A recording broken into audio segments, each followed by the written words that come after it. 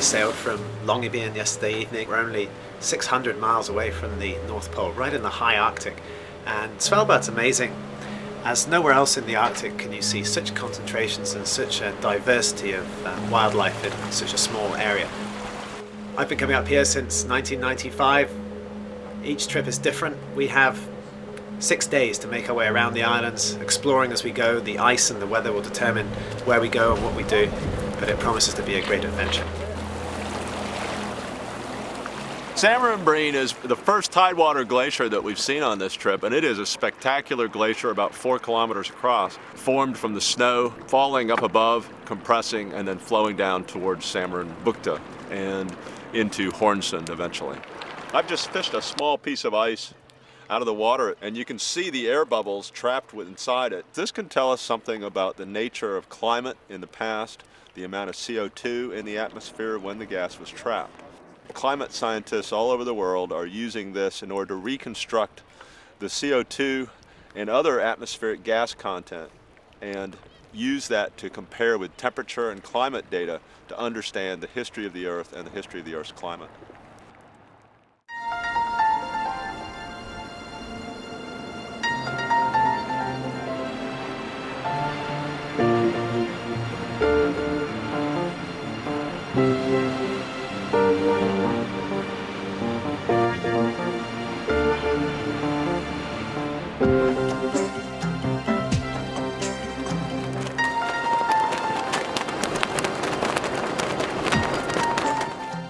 Come up Hinlopen Strait now, and we've come into Palandabukta. The sun is shining for the first time in a few hours, and it is giving us a great view of Nordaustland.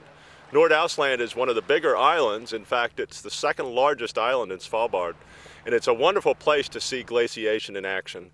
The ice cap is off to our east, and we're going to have an opportunity to walk up to the edge of the ice cap, one of the largest pieces of ice in this part of the world, in the Arctic for that matter.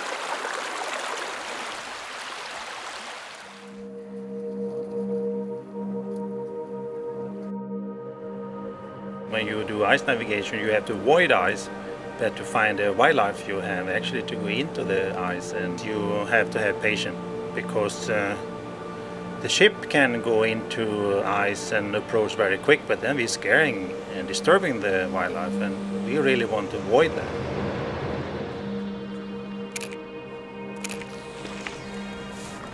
We saw a polar bear in the distance and the ship cut its engines. We slowly went up and the bear was sniffing, couldn't smell us, but started coming towards us and came right up to the ship. They're so curious, it's amazing. They just want to know what's come into their field of vision. Is it a threat? Is it of interest? Took a look, sniffed around, and gave us some incredible views. And then the bear left and went back to sleeping on the ice. An amazing experience. This is what you come to see in the hopes that it'll always be here and you'll always be able to see it.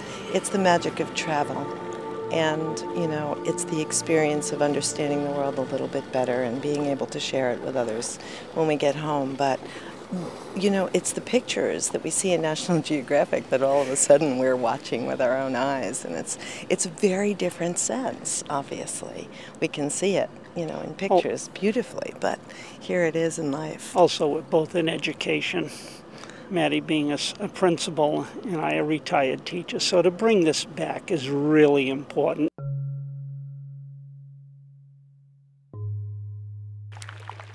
Well, we're here in Leifdefjorden, off of the Manakobrean Glacier. I can hear its tummy rumbling behind me. We've all been hearing about the decline of the Arctic sea ice and its consequences on polar bear populations, amongst others.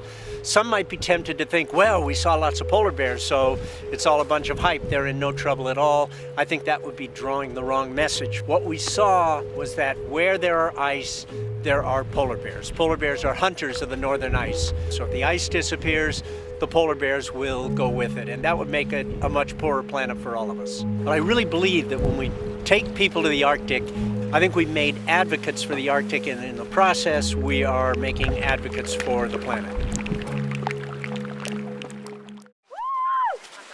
I suggest running in really, really fast.